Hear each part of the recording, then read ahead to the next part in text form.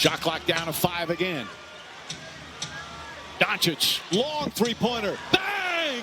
To the second shot, and then finally, a big time, another step back three. Spurs create the turnover. Hurdle to White. He's got Murray.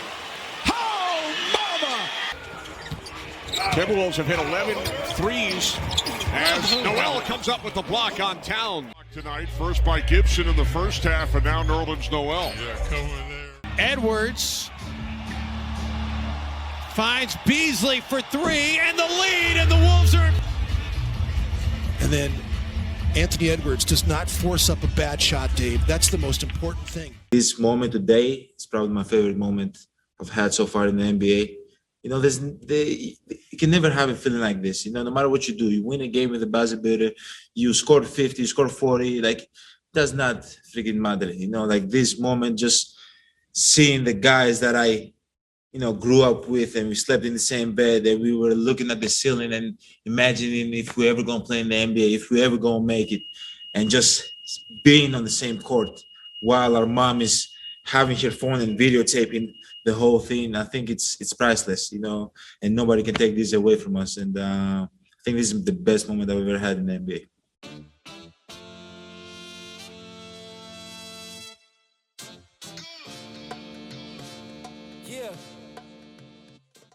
Well, they're great players. I'm very excited to play with them. In a sense, they're both the proverbial, unicorn. There's not many people at 7'3" that can do what KP does, and Luka is as good as anybody in the league at creating his own shot and creating for other people. I've been very fortunate to play with some great players in my career, and those two guys are going to be at the top of the list for sure.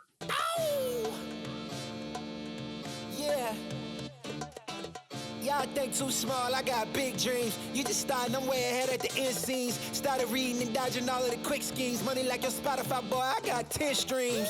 And I'm still looking for more. My people, they got a soar, I'm putting that on the Lord. Ain't accepting, ignore, just kicking down all the doors. Guarantee you, boy, if I ask for it, it's gotta be real big.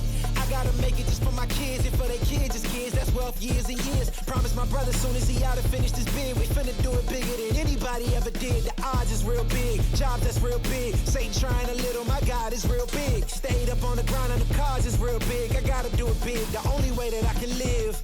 And I promise I'm trying to. Before you count me out, homie, let me remind you. They was blocking the shine, now I think it's my time to. Counting them dollar signs like lights, they'll blind you. Let me rewind to back when I was broke and I couldn't acquire 2 cents, and now I got 2 rents. They was sleeping on me, homie, must have got too big. Call my phone, I be like, who this? Damn right, hell yeah, I'm brand new. Smell like can too. I'm fresh forever like canned food. Try and tell me what I can't do. I wanna see the world, my vision on Shamu. That mean I got goals that's real big, foes that's real big. Your offer too little, sorry, my soul is real big. Coming into the ring with blows that's real big. I gotta do it big, that's the only way I can live. I gotta do it big. I gotta do it big. I gotta do it big. Gotta do it big, that's the only way to live. I gotta do it big.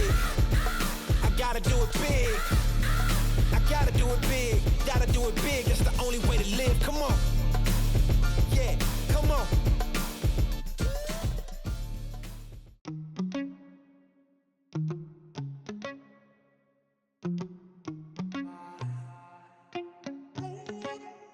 Heart overhead. So I'm told James Harden is fine. He's expected to be day-to-day with his hamstring tightness, and that's positive news for the Nets, but hamstrings are tricky injuries. The positive news right now for the Nets is this is not believed to be a long-term issue. He's going to be day-to-day, and as far as a return, considering the Nets and how they operate, they will make sure he is 100% fully healthy, his ramp-up's done the right way before he returns from any type of a hamstring issue. But again, so sources tell me Kevin Durant is closing in on a return to the floor. He's missed almost, 5, 6, 7 weeks here now, but his return is coming closer. And I'm told if this were the playoffs, Kevin Durant would have been on the floor by now, but the Nets are being very cautious, want to make sure that his ramp-up is done the right way. And I would expect next week to be the start of a timeline for his return to the floor. Hey, Andre, could you take us through how you first hit or injured the toe, and then what what was going on at halftime before you tried to come out in that third quarter? Yeah, in that first quarter when I came out, Brooke had stepped on my foot, and I didn't really think anything of it. I came back in the second quarter, it was hurting a little bit more, and then after halftime, I finally took my sock off to look, and my whole toenail was gone. So it was just all bad from there. I couldn't walk or run, so I just told coach to take me out. And what's the process at this point, Andre, in terms of what you do next? As of right now, I'm just gonna what do you do for a toe? I don't know. I'm not really sure what to do. I'm just gonna talk to the training staff and find out what's the best thing to do to get back as quick as possible. Love to watch the way you made me into a mess. Hands on my dress, neon red. You were everything I didn't need until you left. Now I'm dancing around my living room. I get drunk on the thought of you and I. What happened on yesterday's flight for a good 10-15 minutes, I think all of us on that flight were questioning if we were going to be here today, so that's how serious it was for us. And,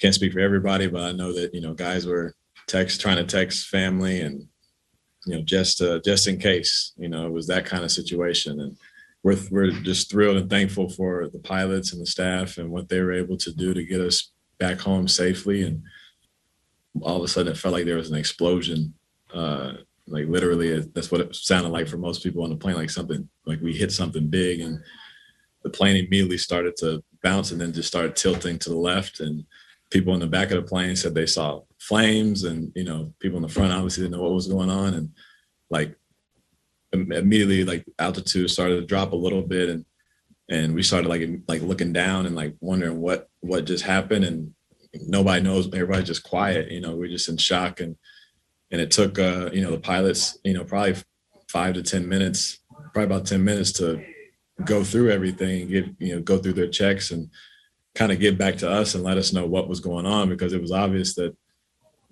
something was really wrong with the plane. It felt like the plane was like breaking apart in midair. So for us, we, for, like I said, for 5-10 minutes, it felt like just complete helplessness. So, we're thankful it wasn't as serious as it could have been, but it was scary. Is a gold-green light for this Jazz offense right now. 7. Morant, pretty move and a finish. When you were mine, see your eyes in every